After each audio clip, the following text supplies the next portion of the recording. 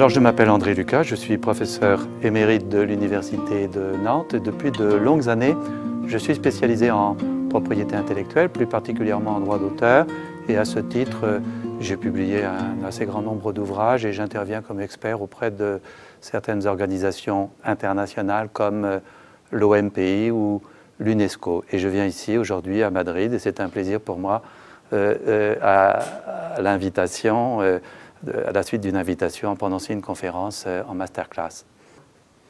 Alors d'abord, ce qu'il faut dire, et peut-être je réponds un tout petit peu à côté de la question que vous me posez, mais je veux le dire quand même, que l'harmonisation en matière de droit d'auteur est le fait aujourd'hui non seulement des directives, il y en a un certain nombre, et il y en a une toute récente il y a quelques jours sur la gestion collective, mais c'est aussi le fait de la Cour de justice, car la Cour de justice contribue beaucoup à l'harmonisation du droit d'auteur, même si c'est moins spectaculaire.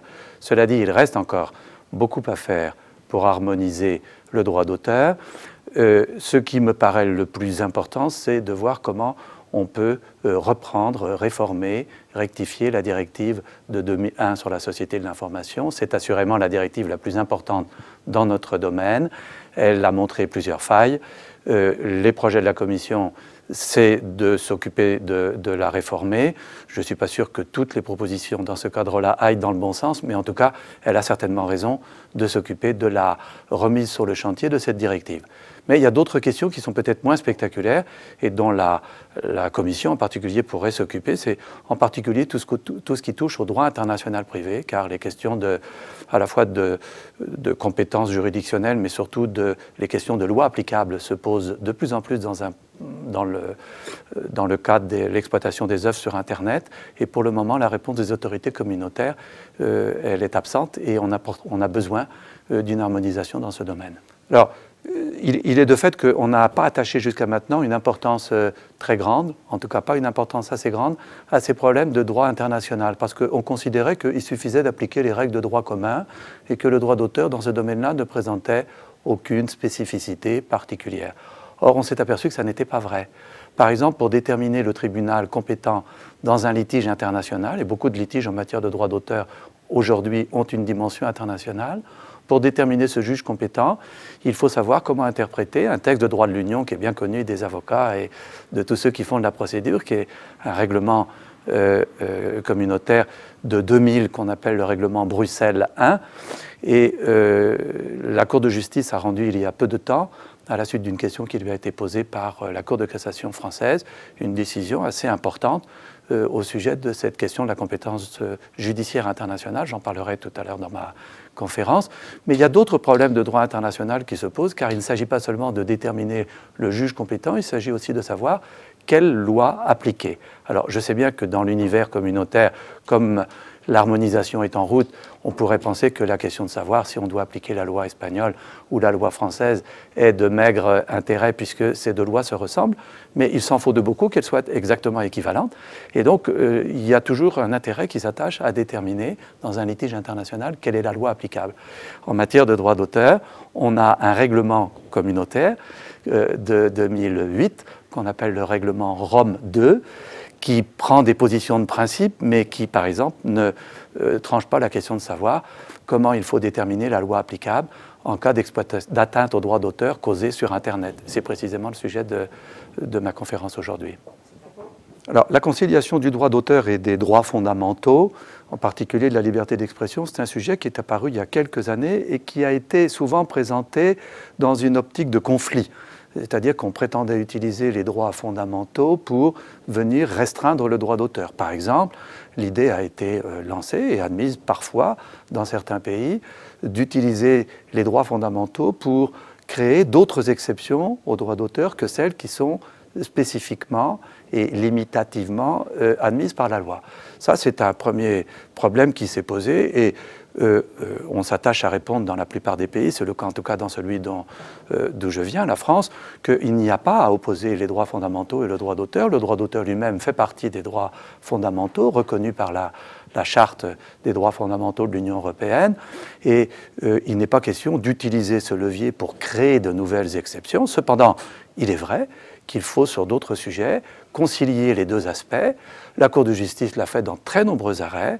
Par exemple, pour lutter contre la contrefaçon sur Internet, il faut avoir accès à des données personnelles.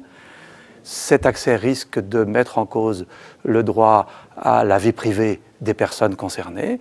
La Cour de justice, et à très juste titre, est attachée à ce qu'il y ait un équilibre entre la nécessaire défense du droit d'auteur sur Internet et la défense tout aussi nécessaire du droit à la vie privée sur Internet. Et aujourd'hui même, l'actualité de la Cour de justice nous offre un bon exemple, puisque le 27 mars 2014 est rendu public un arrêt de la Cour de justice sur des questions préjudicielles posées par un tribunal autrichien, dans lesquelles la Cour de justice revient sur cette idée d'une conciliation nécessaire entre les droits fondamentaux et le droit d'auteur. Ici, les libertés fondamentales qui sont en cause, c'est la liberté d'entreprendre, car c'est un intermédiaire sur Internet qui se plaint de voir son activité restreinte à cause d'une injonction que lui donne un juge.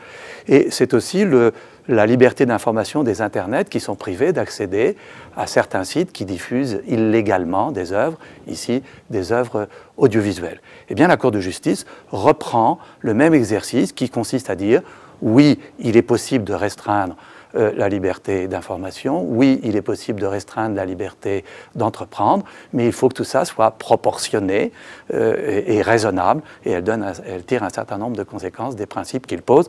Ça me paraît tout à fait bienvenu et bien jugé. Le processus de révision législative a commencé en France il y a un certain temps, mais il risque de durer encore longtemps, plus longtemps qu'en Espagne, d'après les renseignements qu'on me donne sur la situation espagnole, parce que la situation politique est un peu bloquée à cause d'une période d'élection et de ce qu'on annonce comme un remaniement ministériel. S'il y a un remaniement ministériel et si le ministre de la Culture, la ministre de la Culture qui est en charge de ce projet n'est plus la même dans le prochain gouvernement, on risque encore de perdre quelques mois. Mais le processus est en route, à la suite, comme vous le dites, du rapport Lescure, mais aussi d'autres rapports qui ont suivi. En France, on aime beaucoup les rapports. Parfois, on a envie d'avoir des actes plus que des rapports, mais enfin, il y a un certain nombre de rapports qui ont fait suite au rapport Lescure. Et le gouvernement a annoncé sa volonté d'en tirer des conclusions sur le plan législatif. Il ne reprendra pas toutes les suggestions du rapport Lescure, en particulier l'idée d'une taxe générale sur tous les appareils connectés à Internet est une idée dont on peut déjà dire qu'elle est abandonnée, mais d'autres propositions seront reprises et on profitera de cette occasion pour intégrer, c'est souvent ce qu'on fait en France, d'autres questions qui touchent au droit d'auteur. Par exemple, c'est important du point de vue de l'exploitation en ligne des œuvres qui est le sujet d'aujourd'hui. Il y a eu un accord entre les éditeurs en France et les auteurs à propos du contrat d'édition numérique. Le livre numérique pose des problèmes particuliers, les positions étaient assez éloignées. Il a été possible de les rapprocher entre les positions des éditeurs et celles des auteurs. Et le gouvernement a annoncé sa décision de tenir compte de cet accord, en quelque sorte de concrétiser cet accord dans la loi. Et on peut s'attendre à ce qu'il y ait d'autres questions du même ordre qui soient traitées. Le problème, c'est que pour le moment, il n'y a rien de public. Il y a toujours une annonce. La ministre avait dit qu'au mois de mars, nous aurions un projet rendu public. Comme nous sommes le 27 mars et qu'il y a des élections en France dans 3 jours, évidemment, c'est une date qui ne sera pas respectée. Assurément, les dispositions qui concernent la copie privée dans le projet espagnol et dans ce qui deviendra assez vite une loi espagnole sont celles qui retiendront beaucoup l'attention des autres Européens parce que l'Espagne, depuis de nombreuses années maintenant, est le pays qui fait parler de lui en matière de copie privée parce qu'il s'est passé beaucoup de choses. On peut parler d'un véritable feuilleton de la copie privée en Espagne. Alors je ne sais pas si ce sera le dernier épisode de la copie privée. J'observe d'abord, pour le regretter, que pour le moment la situation est telle que le montant de la rémunération pour copie privée en Espagne, qui est essentiel pour les auteurs, a diminué dans des proportions considérables, et évidemment on ne peut que s'en inquiéter.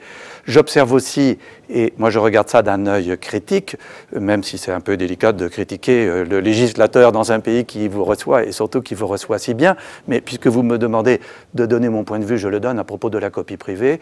Je pense qu'un système qui fait reposer la rémunération pour copie privée sur une décision de l'État et qui fait appel au budget de l'État est un système qui n'est pas bon, parce qu'il coupe le droit d'auteur de son fondement, de sa racine. Si le droit d'auteur devient une affaire de fiscalité et de budget, alors on le rend beaucoup moins légitime et par les temps qui courent, on a besoin d'asseoir la légitimité du droit d'auteur. Donc personnellement, cette approche me paraît regrettable.